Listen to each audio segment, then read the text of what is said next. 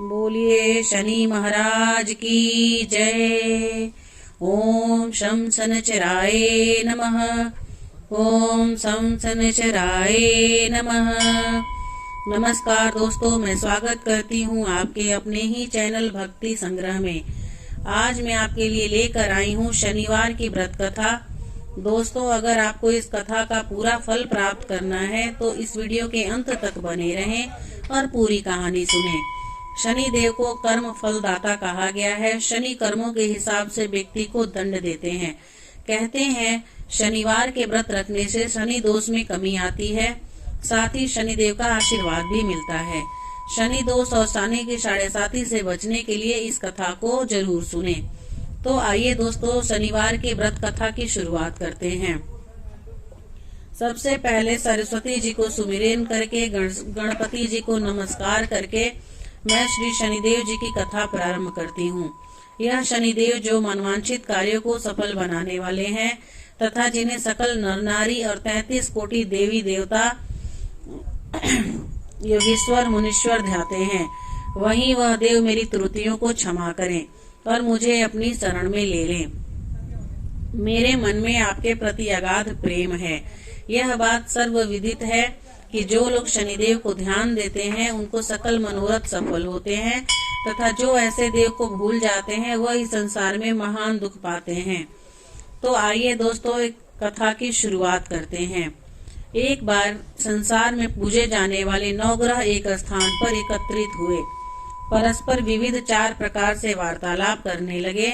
जब बात घूमती हुई उस स्थान पर आ पहुंची कि हम 9 ग्रह में सबसे बड़ा और सर्वाधिक पूजनीय कौन देव है, तो प्रत्येक ग्रह देवता अपने आप को बड़ा कहने लगे। इस बात पर जब बहुत देर वाद विवाद होता रहा और कोई भी निर्णय नहीं हो पाया, तो तय हुआ कि चलकर इंद्र जी से इसका निर्णय कराना चाहिए।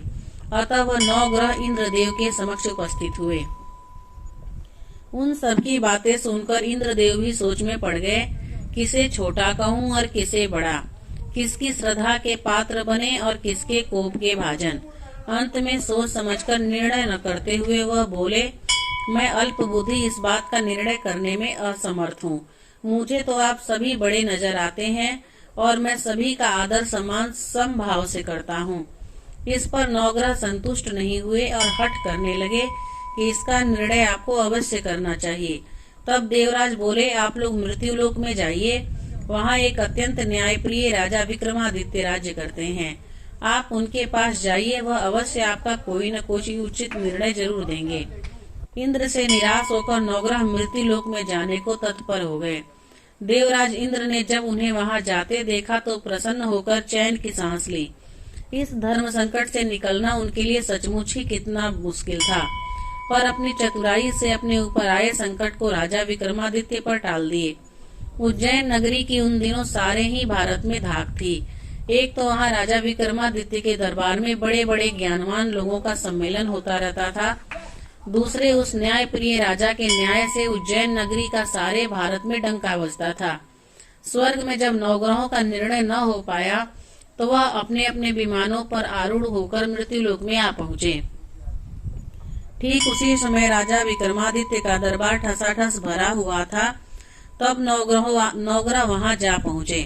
9 ग्रह को इकट्ठे देख विक्रमादित्य अपने सिंहासन से उठ खड़े हुए और सभी देवों को सम्मान पूर्वक आसन करने को कहा, किंतु राजा के इस सम्मान को किसी भी ग्रह देवता ने स्वीकार नहीं किया। तब विक्रमादित्य ने प्रश्नवाचक दृष्टि से उनकी ओर देखा तो बृहस्पति देव ने आगे बढ़कर दृढ़ स्वर में कहा, हे राजन, हम यहाँ पर तब तक आसन ग्रहण नहीं करेंगे जब तक कि आप हमारा यह निर्णय नहीं करेंगे कि हम लोगों में सबसे बड़ा कौन है। राजा अपने ऊपर आए इस धर्म संकट को देखकर पल भर को तो घबरा गए, परंतु शीघ्र ही उन्होंने स्वयं को संभाल लिया। उन्होंने अपने मन में एक युक्ति सोची। दरबार में छोटे छोटे आसनों की एक पंक्ति प्रवेश द्वार तक चली गई थी। राजा ने उन लोगों से कहा कि आप यहाँ पर आसन ग्रहण कीजिए और मैं सोचकर अभी अपना निर्णय बताता हूँ। यह कहकर राजा अपने सिंहासन पर बैठ गए। सिंहासन के निकट ही जो आसन पड़ा था उस पर भागकर बृहस्पति देव जा बैठे। उनके अगले आसन पर सूर्यदेव जा बैठे। सूर्य के निकट ही चंद्रमा और फिर इसी क्रम में बुध, मंगल, राहु, केतु इत्यादि ने भी अपना अपना स्थान ग्रहण कर लिया। पंक्ति में 8वें थे भार्गव, किंतु उन्हें भी संतोष था कि उनके बाद शनिश्वर बैठेंगे, किंतु आसन प्रवेश द्वार के समीप होने के कारण और सबसे अंत में होने के कारण शनिदेव उस पर नहीं बैठे। राजा विक्रमादित्य ने सोचा कि जो ग्रह उस अंतिम आसन पर बैठेगा वही उसी को विनय और दयाशील के आधार पर बड़ा कह देंगे। पर वहाँ तो बात ही दूसरी हो गई। शनिदेव अति क्रोधी और विकट स्वभाव के देवता है। जब वह नहीं बैठे तो 8 ग्रह खिलखिलाकर हंस पड़े। अपना इस प्रकार से अपमान होते देखकर शनिदेव की आंखें क्रोध से लाल हो गई और भ्रिकुटी तन गई। क्रोध से कांपते हुए बोले, राजन, मुझसे वैर लेकर तुमने अच्छा नहीं किया। क्या समझकर तुमने मुझे इस प्रकार से अपमानित करना चाहा और क्यों मुझे तले बिठाना चाहा? चांद ग्रह का प्रभाव 2.25 दिन रहता है। सूर्य ग्रह और बुध का प्रभाव केवल आधा मास, सोम और मंगल 2 मास और गुरु 13 मास, राहु और केतु 18 मास रहते हैं, जबकि मैं 7.5 वर्ष तक रहता हूँ। इसलिए हे राजन, अब तू सावधान हो जा। तूने जो अपमान किया है इसका दंड तुझे अवश्य मिलेगा। राजा के कुछ दिन तो आराम से बीते, लेकिन शीघ्र ही शनिदेव की कोप दृष्टि फिर और राजा पर 7.5 आ गई। उन्हीं दिनों एक व्यापारी कुछ घोड़े बेचने के लिए उज्जैन नगरी में आया। सुंदर सुंदर घोड़े देखकर राजा का जी ललच गया। राजा ने उन्हें खरीदने का आदेश दिया। घोड़ों में एक घोड़ा भंवर नाम का था। राजा उस पर चढ़कर देखने लगे। कुछ देर तक तो घोड़ा राजा के लिए वहीं घूमता रहा, लेकिन फिर सहसा भाग खड़ा हुआ। राजा को बड़ा अचंभा हुआ। घोड़ा एक भयानक जंगल में राजा को पटककर अंतर्ध्यान हो गया। राजा अकेला उस वीरान जंगल में भटकने लगे। सायं के समय जब उन्हें बहुत प्यास सताने लगी तो जोर जोर से चीखने लगे। उधर एक पगडंडी से एक ग्वाला अपने गांव को जा रहा था। वह राजा की आवाज सुनकर रुक गया। राजा उसके पास गए। ग्वाले ने उसकी व्यथा जाकर उसके निकट की नदी पर ले जाकर पानी मिलाया। पानी पीने के बाद राजा स्वस्थ हो गए और प्रसन्न होकर उसने ग्वाले को अपने हाथ की अंगूठी उतार कर दे दी और उससे कहा कि मैं उज्जैन का रहने वाला हूँ, यहाँ रास्ता भटक गया हूँ, तुम मुझे रास्ता दिखाओ। तब ग्वाला उसे अपने साथ गांव ले गया। वहाँ एक मिष्ठान की दुकान पर राजा ने मिठाई खाकर भूख मिटाई और दुकानदार को भी एक अंगूठी उतार कर दे दी। दुकानदार के पूछने पर उन्होंने उससे भी यही कहा कि वह उज्जैन नगरी के रहने वाले हैं और उनका नाम बोना है।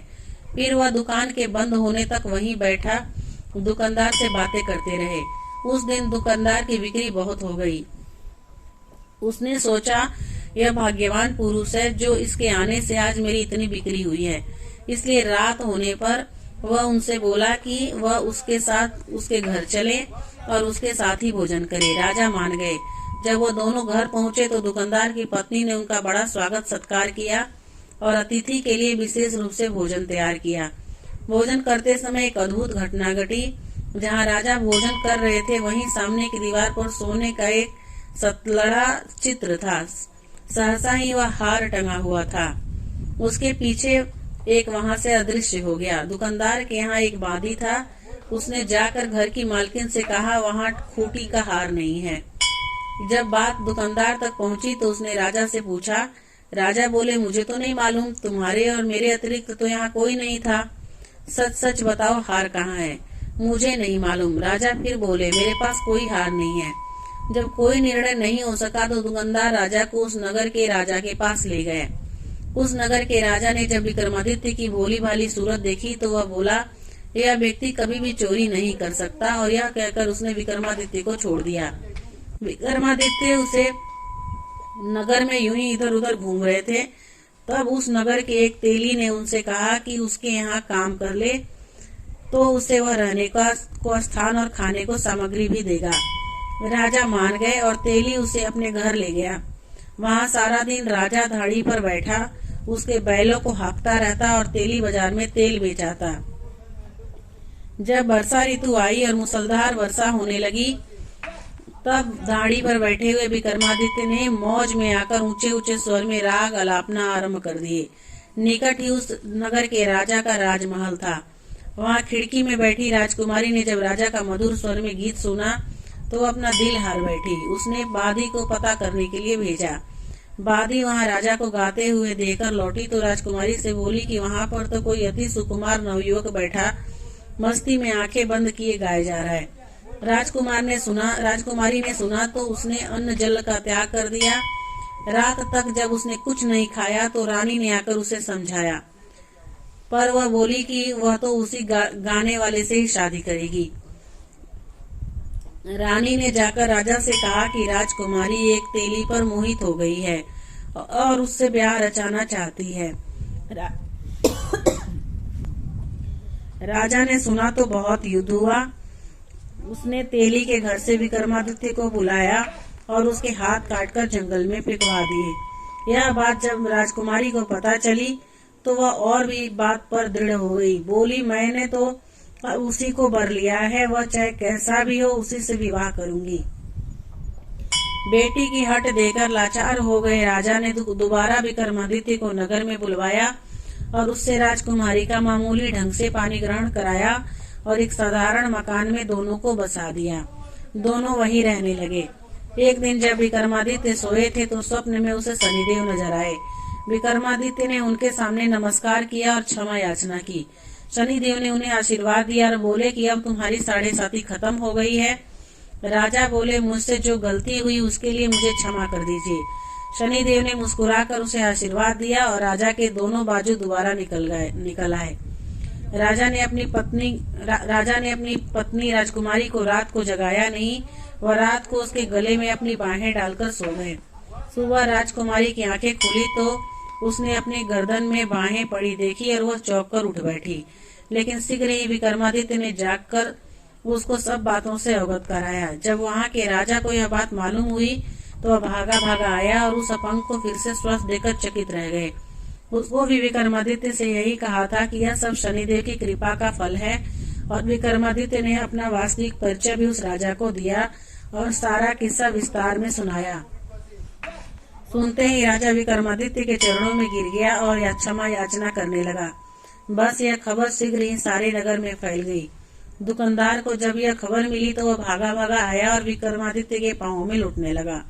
विक्रमादित्य ने उसे उठाकर आसन पर बिठाया और कहा, तुम घर जाकर उसी खूंटी पर देखो, हार टंगा होगा। और सच ही दुकानदार ने देखा और हार टंगा हुआ पाया। राजा ने नौकरानियों के साथ लश्कर समेत विक्रमादित्य को विदा किया। राजा विक्रमादित्य जब राजकुमारी को लेकर अपनी नगरी उज्जैन में लश्कर समेत पहुंचा तो सारी नगरी में उत्साह छा गया। अपने राजमहल में प्रवेश करने से पूर्व विक्रमादित्य ने 9 ग्रहों की पूजा की और शनिदेव को सर्वोच्च स्थान दिया। साथ ही उसने नगर भर में ढिढोरा पिटवा दिया कि शनिदेव मनवांछित फलों को देने वाले हैं और 9 ग्रह में सर्वोच्च स्थान रखते हैं। इस प्रकार शनिदेव को मानकर विक्रमादित्य ने अपने राज्य यश और कीर्ति को प्राप्त कर लिया। बोलो श्री शनिदेव की जय, बोलिए 9 ग्रहों की जय। तो दोस्तों, ये शनिदेव की कथा आपको कैसी लगी मुझे कमेंट करके जरूर बताइएगा। और अगर आप मेरे चैनल पे नए हैं और मेरी वीडियो आपको अच्छी लगती है तो मेरे चैनल को जरूर सब्सक्राइब कर लीजिएगा ताकि जब भी